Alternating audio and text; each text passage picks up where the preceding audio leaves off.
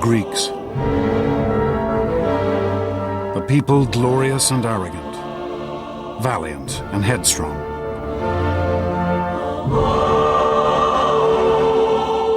These were the men and women who laid the very foundations of Western civilization.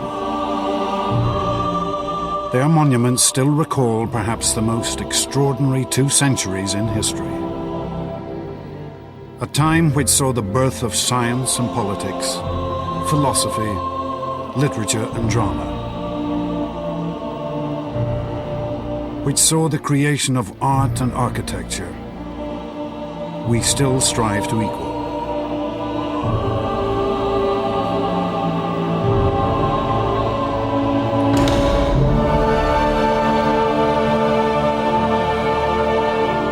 And the Greeks achieved all this against a backdrop of war and conflict. For they would vanquish armies, navies, empires many times their size, and build an empire of their own which stretched across the Mediterranean. For one brief moment, the mighty warships of the Greeks ruled the seas, their prosperity unequaled. These achievements which still shape our world, were made not by figures lost to time, but by men and women whose voices we can still hear, whose lives we can still follow. Men such as Themistocles, one of the world's greatest military generals. Pericles, a politician of vision and genius. And Socrates, the most famous philosopher in history.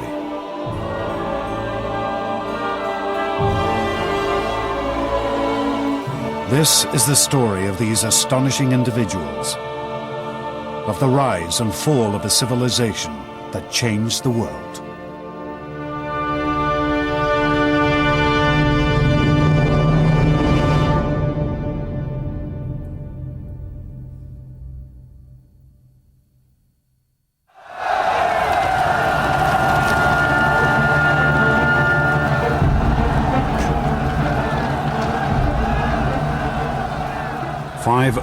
BC, 5 centuries before the birth of Christ.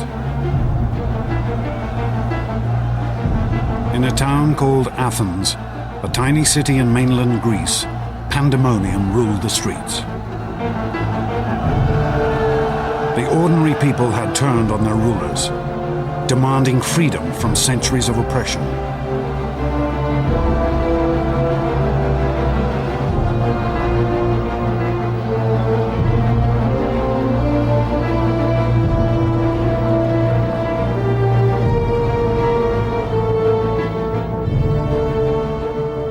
At this moment, one man looked on. An Athenian nobleman named Cleisthenes.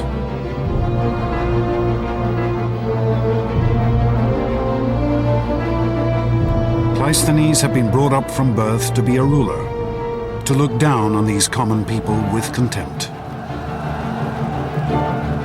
But this one night would be a turning point. In his life, in the history of Greece, and in the history of civilization. In a flash of inspiration, Cleisthenes would see that these ordinary people should have freedom, a chance to shape their own destiny, to govern themselves. And with this decision, Cleisthenes would set his fellow Greeks on the path to empire.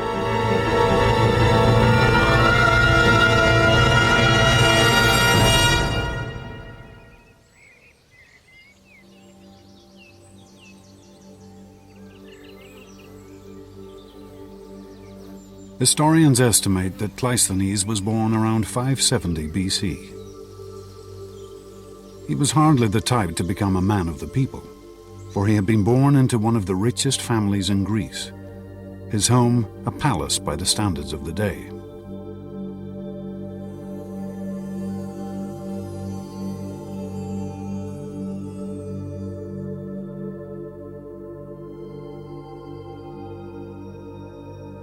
Cleisthenes' family were called the Alcmaeonids. They were a wealthy and long-established political dynasty. He grew up in a world of great privilege, a world in which men of an elite background would expect to have certain privileges just given to them. The origin of Cleisthenes' family fortune is a tale typical of ancient Greece. A curious story lost half in myth. The first Greek historian, Herodotus, claims that Cleisthenes' grandfather once performed a favor for a great king named Croesus, a king of immeasurable wealth.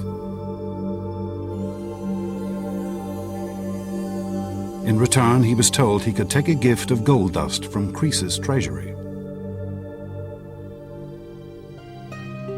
But according to Herodotus, Cleisthenes' ancestor couldn't restrain himself just to loading up his pockets. He stuffed every orifice of his body, his ears and his mouth, with shimmering gold dust, and then poured more over his head and hair. And Herodotus writes that King Croesus was so amused by this bravado that he let him take all the gold he was carrying and as much again.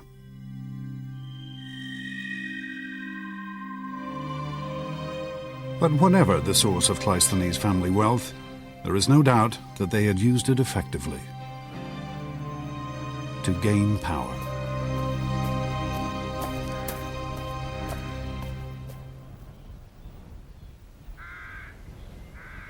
From his earliest days, the young Cleisthenes was taught that he was an aristocrat, ancient Greek for a member of the ruling class. In the 6th century BC, these aristocrats controlled everything that happened in Cleisthenes' hometown, a small settlement called Athens.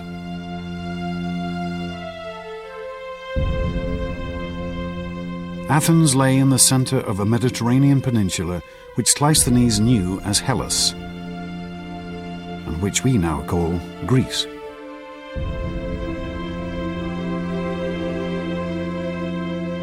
In the days of Cleisthenes' youth, it would have seemed impossible that this city would soon rule an empire. It certainly is not what we'd call a city. Forget Manhattan. Athens in the center has public buildings, but otherwise I think one should imagine more village style of accommodation and habitation.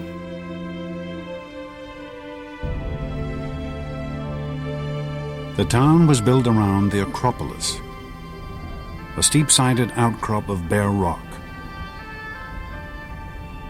a stronghold from which the Athenians could fend off the attacks of their neighbors.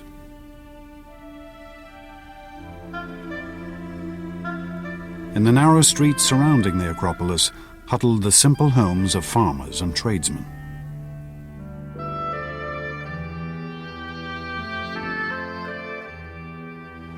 Most of the houses, perhaps mud brick. There was no sewage, there was no waste collection. We would find it very much like wandering through a third world village. You would certainly be able to smell Athens as you approached it. For men, life was passed working in the fields or in basic crafts. Women spent their days cloistered in the home, cooking, spinning, weaving. For these Athenians, reading and writing was a rare skill. There was nothing that we might call science or medicine. Life expectancy at birth was less than 15 years. I think the idea that ancient Greek life was nasty, brutish, and short would be entirely accurate. Certainly, life was extremely tough.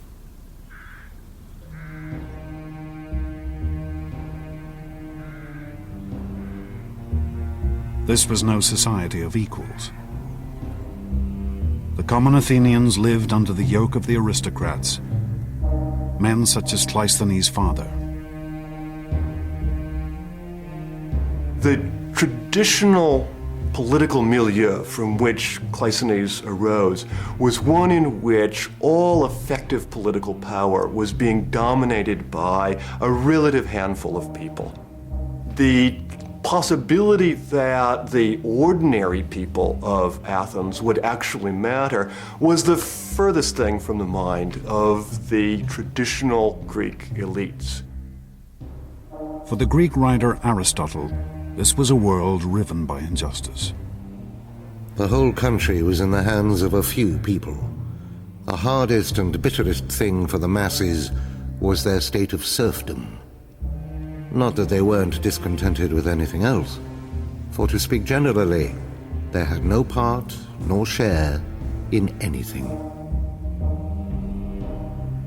Athens was, in a sense, turned against itself.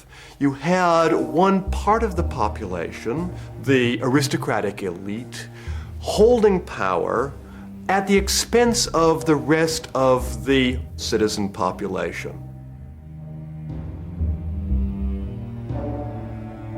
Dominated by aristocrats interested only in preserving their own power, Athens hardly seemed a state on the verge of building a great empire. But then Greece also seemed an unlikely land to give rise to greatness.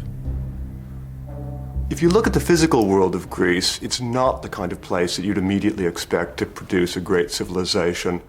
Simply too many mountains. Greece does not have the obvious kind of physical unity that typically seems to be associated with the really great imperial civilizations of the ancient world.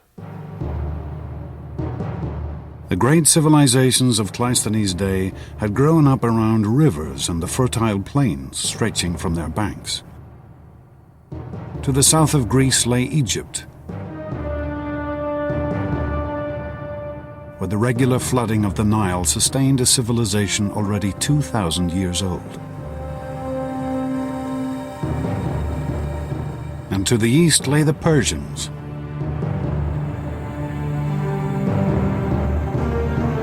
at the heart of their empire lay the Tigris and Euphrates rivers. This was the very birthplace of civilization, the home of the world's first cities.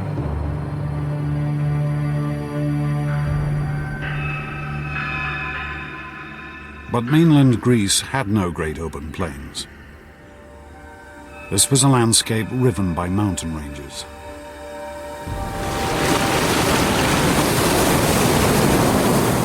Off her coast lay countless tiny islands. It seemed impossible for a single ruler to dominate this fragmented world.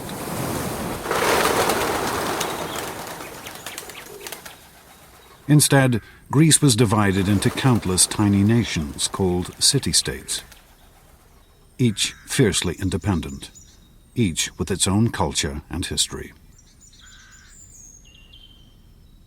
In Cleisthenes' time, there were over 1,000 of these city-states, jostling with each other for land and power. They never were politically unified, or at least in the classical period, never politically unified. And indeed, each individual Greek city-state, each polis, sought to maintain its own independence, sometimes successfully, sometimes unsuccessfully.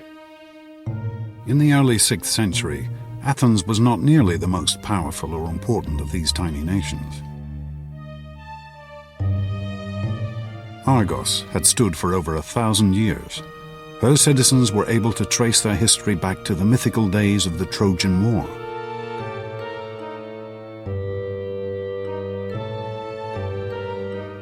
The Corinthians dominated Greek trade.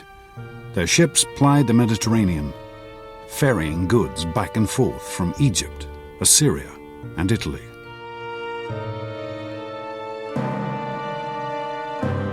But there was one city-state which had military power, which appeared that it might come to dominate all of Cleisthenes' Greece. In the south of Greece, around the reed beds of the river Eurotas, lay the city-state of Sparta.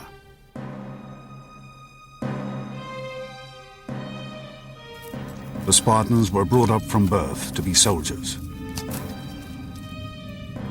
raised in the field, separated from their families, their lives structured around discipline and war.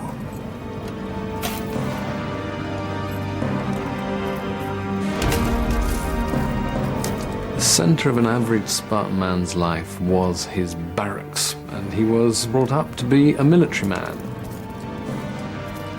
The Spartans lived a life stripped of comforts, with few possessions apart from their weapons, and their cloaks dyed red to conceal their or their victims' blood. Spartans were brought up to put up with anything, and all sorts of stories, the best being of a visiting Sybarite visiting Sparta, eating the local food and saying now he understood why the Spartans were so willing to die, because death was as nothing to eating their food. The Spartans were ruthless expansionists. By Cleisthenes' time, they had conquered all of the surrounding regions, more than 4,000 square miles. And they had reduced these conquered populations to a slave class known as the Helots. The Helots were forced to work in the fields for their Spartan overlords, and they were ruled with an iron fist. The Spartans every year declared war on the Helots, and the point of this was partly, of course, to reinforce their sense of identity as a warrior community, but also, rather calculatingly, to make it legitimate to kill a Helot. And Helot culling, as opposed to killing, was a regular practice.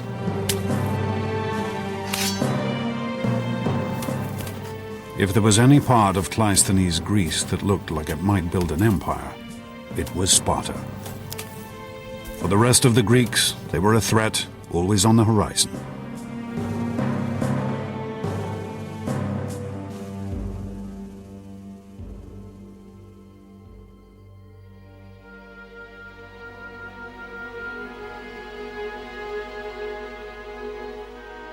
This was the world of Cleisthenes' childhood. Brought up a member of a self-interested elite in a state that was only a third-rate power.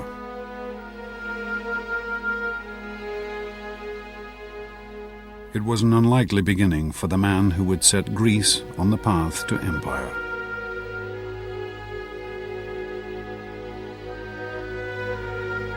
But then Cleisthenes had always been a man fired by a dream. A uniquely Greek vision of the greatness a man could achieve.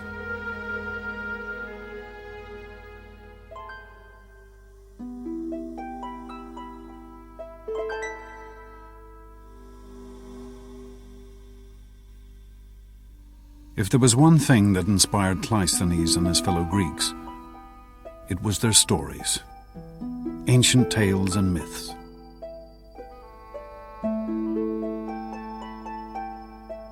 The country was continually crisscrossed by hundreds of traveling bards who recited these stories to whoever would pay. These were people who, in an age without writing, had memorized over 1 million lines of poetry. It's very easy to underestimate the power of the human memory when we live in a culture like ours, which has so many means for recording things. Before the Greeks got the alphabet, they seem to have been able to remember vast tracts of poetry and pass it on over the generations in a quite remarkable way. These traveling bards would have regularly visited the Athens of Cleisthenes' childhood, and their stories would have influenced and shaped him from his earliest days.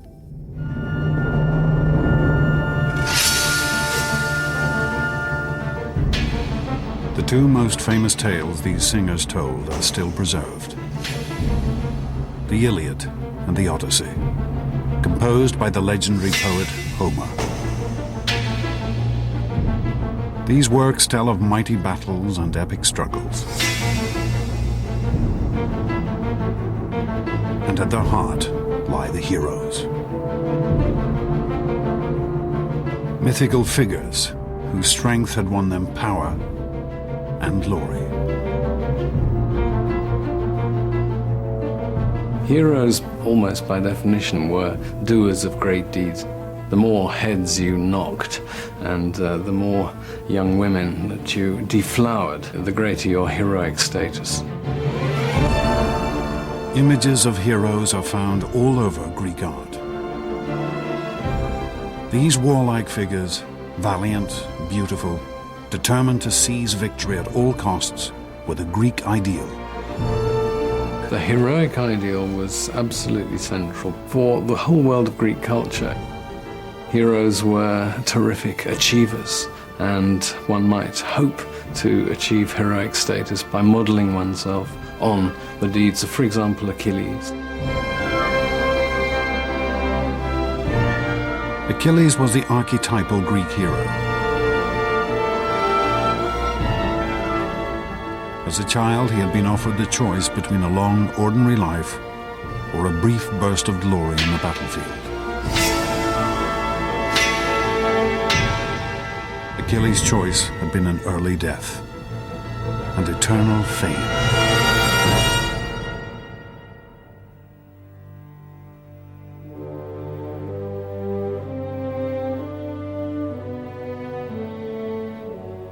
This, the vision of the hero, the ideal of the man of action, was the model that Cleisthenes was brought up to follow.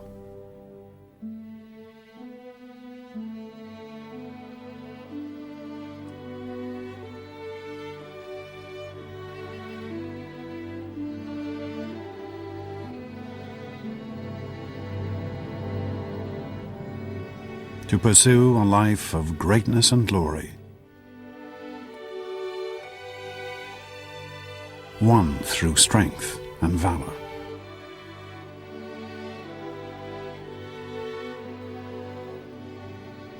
To seize power and victory for himself and himself alone.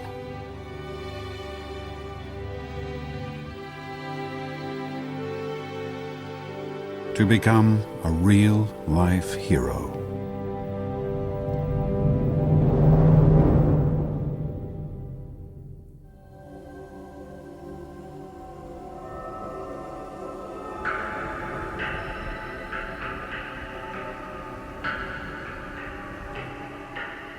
But Cleisthenes was not the only one to take the tales of the mythical heroes to heart.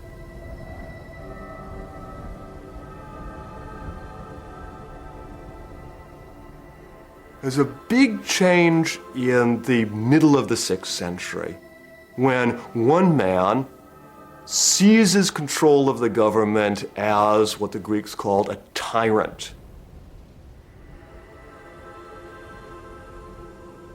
The story of how this tyrant or sole ruler came to power has been preserved by the historian Herodotus. One day, a man of dignified and noble bearing rode into the city of Athens.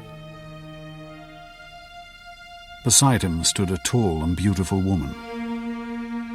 A woman he claimed was the patron goddess of Athens, Athena.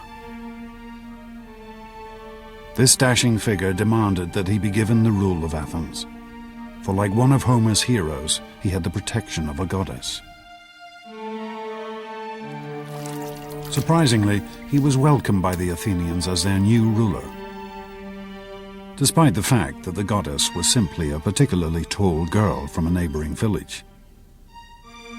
And the heroic figure was an ordinary man called Pisistratus, Cleisthenes' own brother-in-law.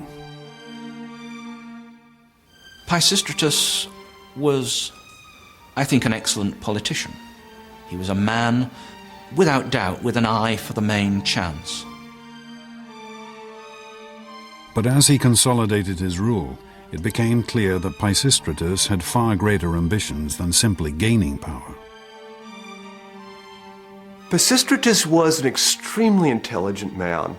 He clearly understood that if he was going to maintain control of Athens, if he was going to be able to consolidate his rule and pass it on to his sons, which is clearly his ambition, he would have to find allies.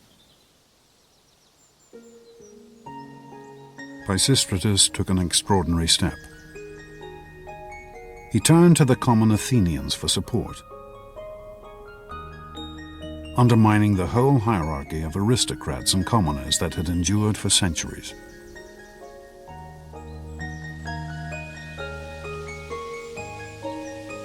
Pisistratus reduced taxes and introduced free loans to allow the people to build up their farms.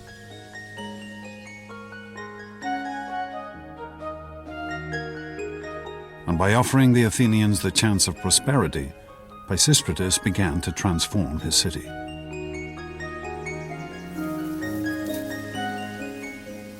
With the rise of Pisistratus, we start to see the success of agrarianism accelerated at Athens. And that's going to be a kernel that's going to grow and grow and grow in the ensuing 2 centuries. And one of the results of that is we see more vines and olives.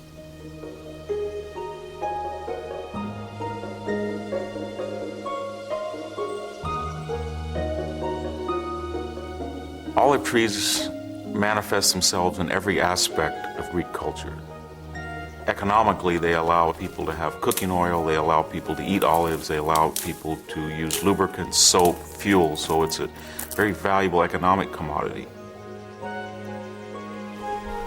The land around Athens produced excellent olives, the best in the Greek world. And as production soared, the Athenians found a ready market for this oil.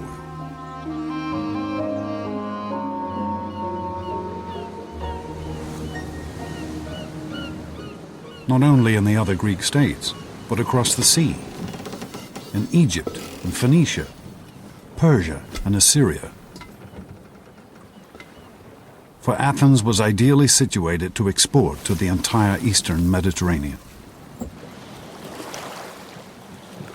Greece is in the middle of an extraordinary grouping of ancient civilizations. It's bounded on the east by the great Persian Empire, on the south by the age-old civilization of Egypt, on the west the Etruscans and the Romans. Greeks were scattered. Plato has a rather nice phrase, like ants or frogs round a pond. The eastern Mediterranean was the greatest marketplace of the ancient world. It seemed that everyone had something to sell. Grain from Scythia, salt fish from the Black Sea, wine from the great vineyards of the island of Chios, gold, silver, art and finery from Egypt. And everyone was willing to trade for Athenian olive oil.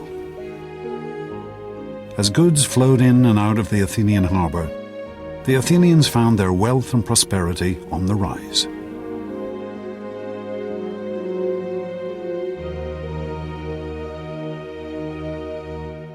But the most astonishing consequence of Athens' sudden expansion was to be found in the darkest streets of the city.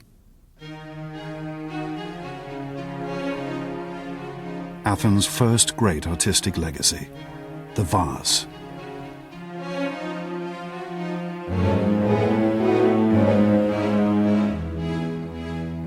I think what's fascinating about the pottery is that in its own time, it wasn't a big deal artistically. What was inside the pots was almost invariably worth more than the pot itself. Here in the area known as the Keramikos, ancient Athens' red light district, could also be found the potters' workshops. These common artisans were amongst the lowest of the low in Athenian society. If you were a potter in Athenian society, I won't say you were the scum of the earth, but you certainly had no especial respect. It was hard, incessant work, unenvied by the citizen population. Pottery had been a staple across the ancient world for hundreds of years, used in the kitchen at home and for transporting oils and food.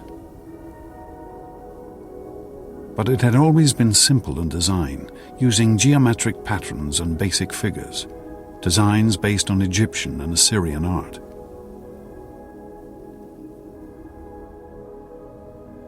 But Athenian potters, as they decorated their work, began to develop a whole new style of painting. A freshness and a naturalism never before seen. A style still astonishing today. It's now become almost commonplace for a Greek vase on the modern antiquities market to fetch millions of dollars or pounds. And if the makers of those vases had any idea of what we were shelling out for them, their graves would spin with either resentment or just absolute hilarity. These Athenian potters seem to have been motivated not by the idea of producing great art for eternity, but of outdoing each other. On one particularly fine vase, we find the proud comment, "Euthymides, son of Polias, drew this." and then underneath, And I'll bet Euphronius couldn't have managed it.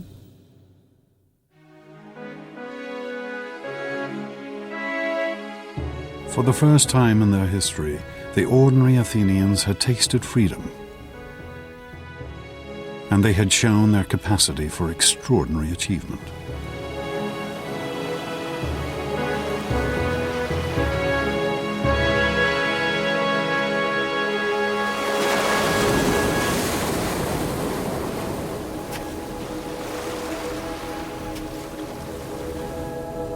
Cleisthenes grew to manhood under Pisistratus' rule.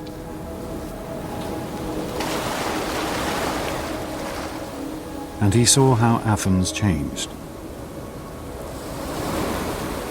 His home had turned from a modest rural settlement into an international economic power.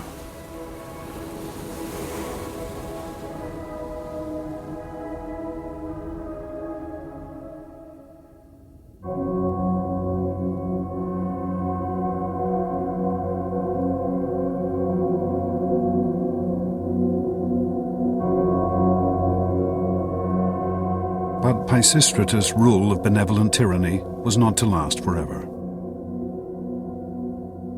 In the year 527 BC, he died and was laid to rest here in the Athenian graveyard.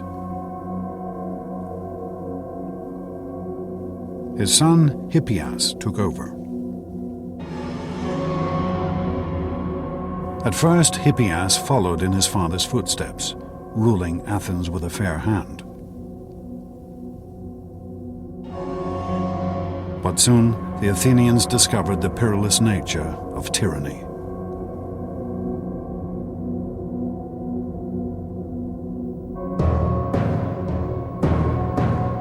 Historians tell us that in the year 514 BC, Hippias' brother was murdered.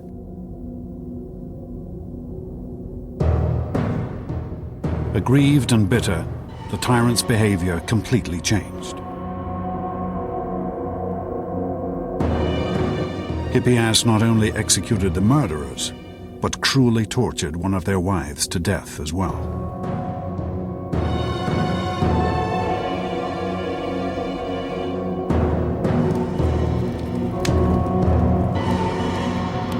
Aristotle described the ruler's slide towards madness.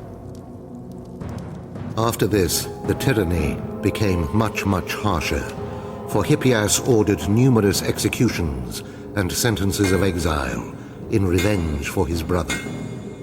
And he became embittered and suspicious of everybody. The freedoms that the common Athenians had gained under Pisistratus were now stripped away. There was now a real tyranny in the modern sense in Athens. Pisistratus had come into power for a cause. His son now had no cause other than self-preservation.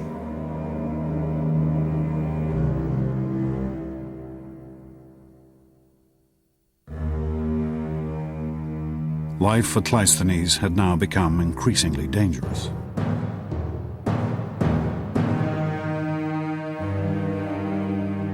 For the paranoid dictator knew that it was from here, from the aristocrats, that the greatest threat to his power could come. And Hippias' fears would be proved right. With the hardening of the attitude of the tyranny, the time now seemed to be ripe.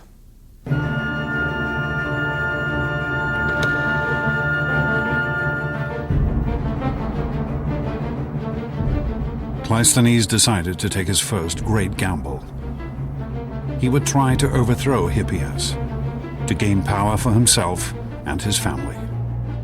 Cleisthenes' ambition to make his mark upon the scene is something that, of course, would have been impressed on him from a very early age.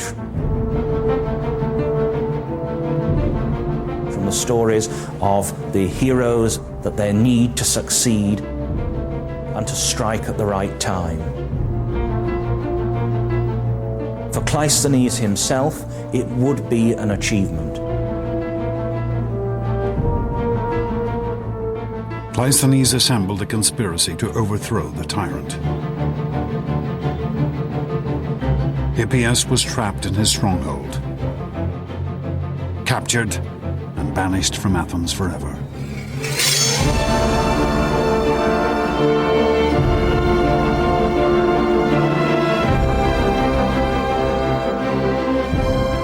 The year was 510 BC, and Cleisthenes was now one of the most powerful figures in Athens. He had lived up to the heroic myths he'd been brought up to follow since childhood.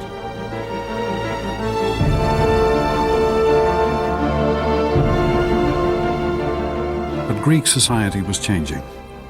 The heroic urge that drove Cleisthenes was no longer reserved for the elite. It was now permeating every level of Greek society.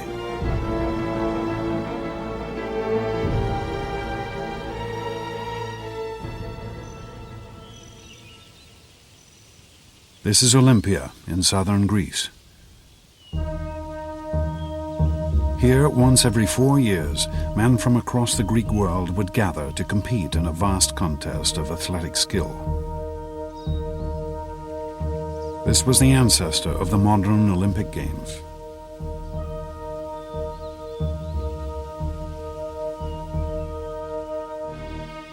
For the ancient travel writer Pausanias, the Olympics were the highlight of any visit to Greece.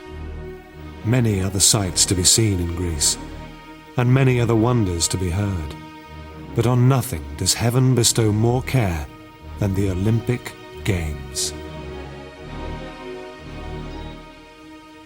The Olympic Games were founded in 776 BC, 2 centuries before Cleisthenes had even been born. Then they had been an exclusive competition for the wealthiest of the Greeks. But by Cleisthenes' time, the Games had evolved to allow anyone to take part. A nobleman could now race against a potter, a king against a fishmonger. The Olympic Games were a chance for any Greeks to display the sort of heroic qualities that the heroes of Homer had displayed. The competitions had their roots in the skills required on the ancient battlefield. Chariot racing, running, wrestling, boxing. But here there was no real prize, just a wreath of olives, and fame throughout Greece.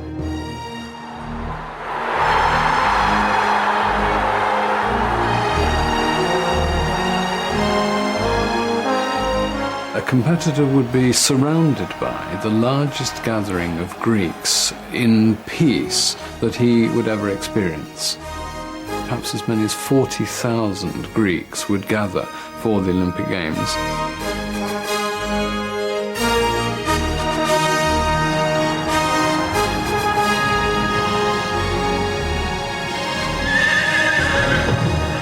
Greeks would travel hundreds of miles to attend the Olympics. And during the festival, the land surrounding the stadiums would be covered with encampments.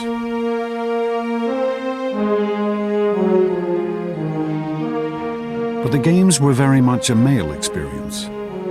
Women were prohibited from entering the competitions or even the stadium.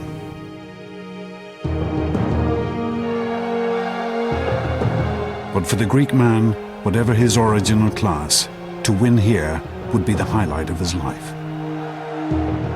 You had, briefly, a moment of glory, of extreme fame, which was what the competitive culture of the Greeks valued so highly. Here the Greeks had perhaps found a civilized way to satisfy the heroic ideal. They had built a meritocracy based on skill and ability, where anyone could win.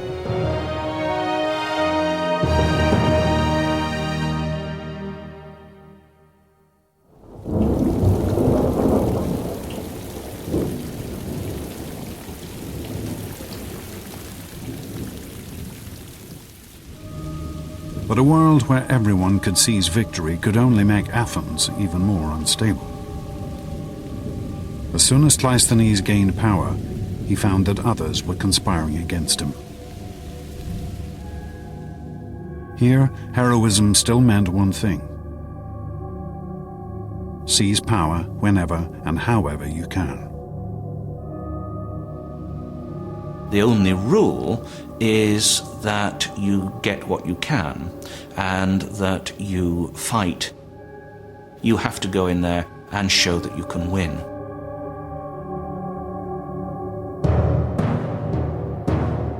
The most ambitious of those conspiring against Cleisthenes was a man named Isagoras.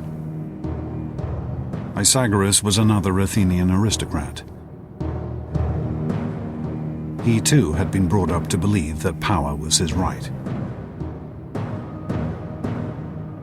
But Isagoras also knew that he could not gain power on his own.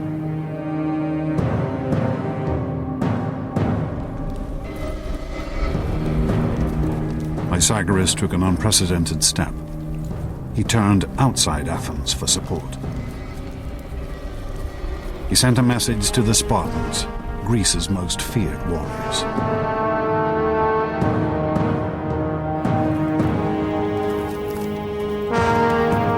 Isagoras was an old friend of the Spartans.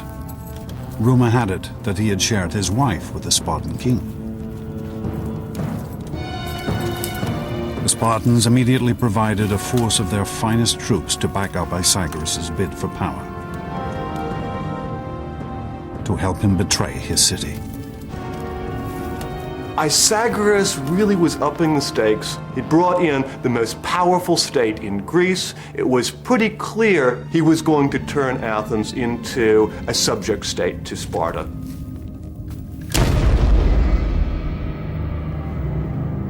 With his Spartan force, Isagoras staged a coup, seizing control of Athens. He and his troops would rule from the high point of the city, the stronghold atop the Acropolis.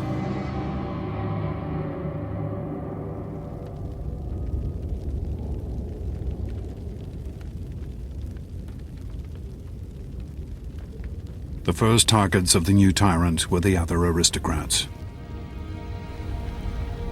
Cleisthenes most of all.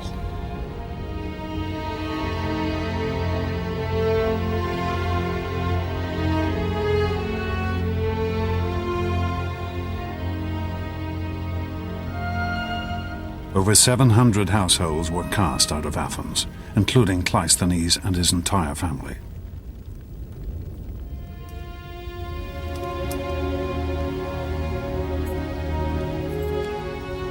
Cleisthenes would leave his city living once again under the hand of a despotic dictator. A dictator who now ruled with the support of the most fearsome power in Greece, the Spartans. For Cleisthenes, all his childhood lessons seemed betrayed.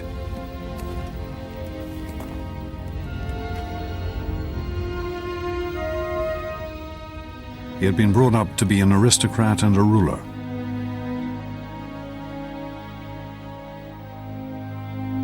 To emulate the mythical heroes. But all this had led to was conflict and feuding, death and exile, power struggles amongst an aristocratic elite.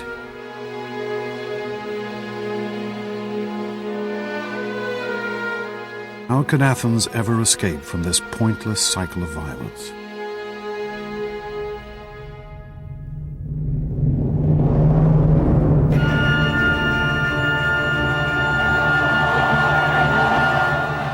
But even as Cleisthenes agonized in exile, Athens was rocked by an extraordinary event.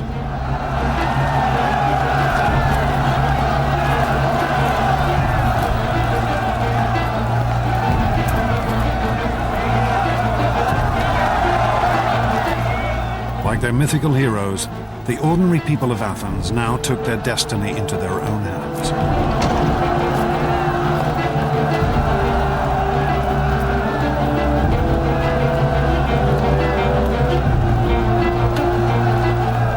They rose up in revolution.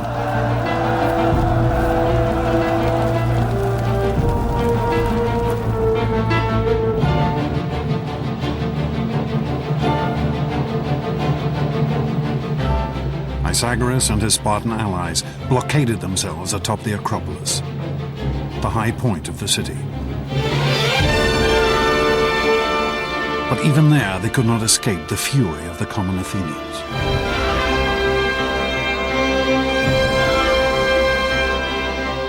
For 2 days and nights, Pythagoras held out against this extraordinary uprising.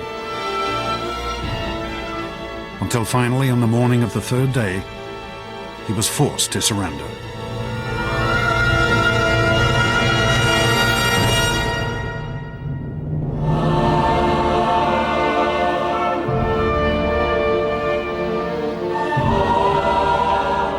The year was 508 BC.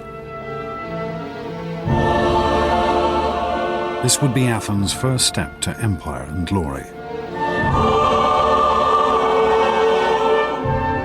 For the first time in recorded history, the people had turned on their rulers and seized power for themselves.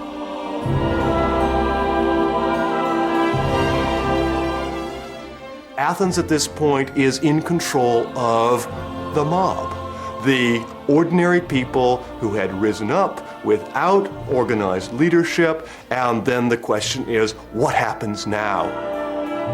At this new dawn, the Athenian people now turned to one man. A figure whose life, whose experiences and disappointments had given him a unique vision. Cleisthenes was recalled from exile and asked to build a government.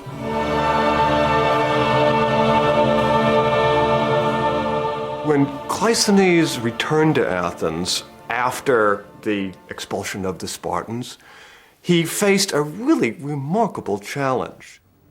There was no possibility for just simply putting back in power a group of aristocrats. There was no possibility for him to declare himself tyrant. In a sense, what Cleisthenes had to do is design a revolutionary governmental solution for a revolutionary political situation.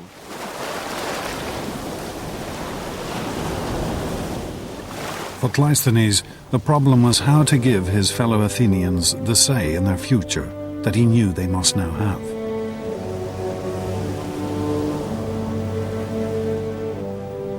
On an Athenian hillside, he had a great meeting place carved out from the bare rock.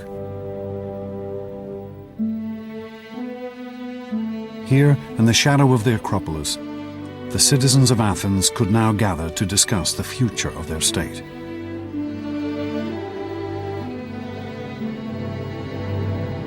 On these very steps, rich and poor alike could stand and address their fellow citizens.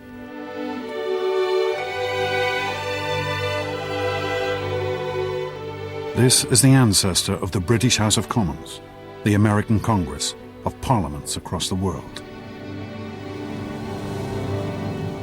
And where government had once been decided by the strength of a sword arm or the thrust of a sharpened spear, Cleisthenes instituted the simple vote.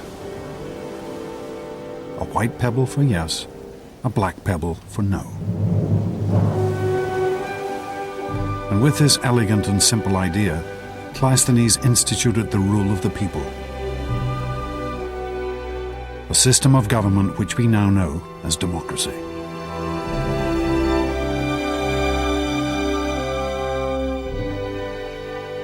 The Great Athenian Assembly would gather every 9 days to vote on issues covering the entire administration of the state, from the raising of taxes to the building of roads, from the price of figs to the declaration of war.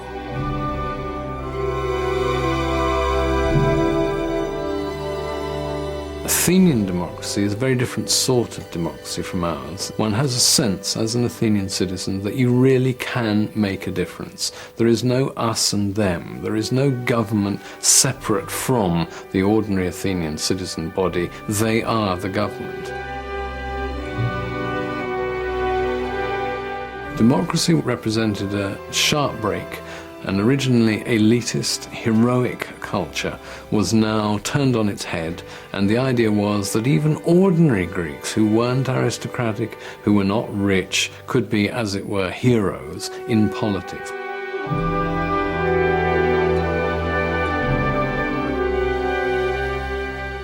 It was a system of government that would transform this tiny state and would set off one of the greatest flowerings of civilization the world had ever seen.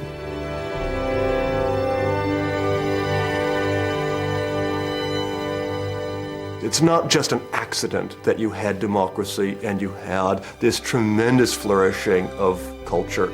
I think that democracy really does, in a very real way, unleash, make possible potentials within human societies that are very unlikely to be unleashed, to be made actual in any other way. The Athenians would take what had been the greatest achievements of the ancient world and transform them. They would take the monumental pyramids and temples of the Egyptian pharaohs and with them build an architecture of grace and splendor. They would take the myths and tales of the traveling bards and transform them into theater, entertainment for a whole city. And the great stone sculptures of Assyria and Egypt would be remade with an intimacy and emotion that still touches us today.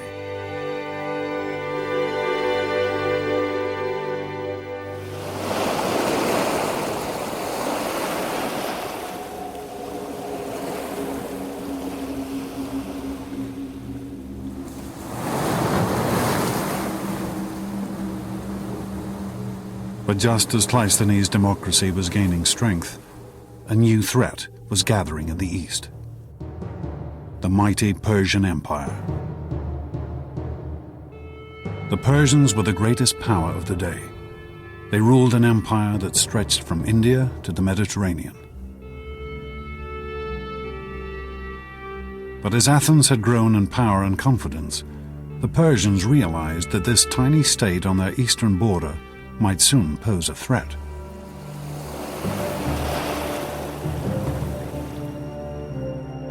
They mobilized a force of 30,000 men to invade Greece immediately.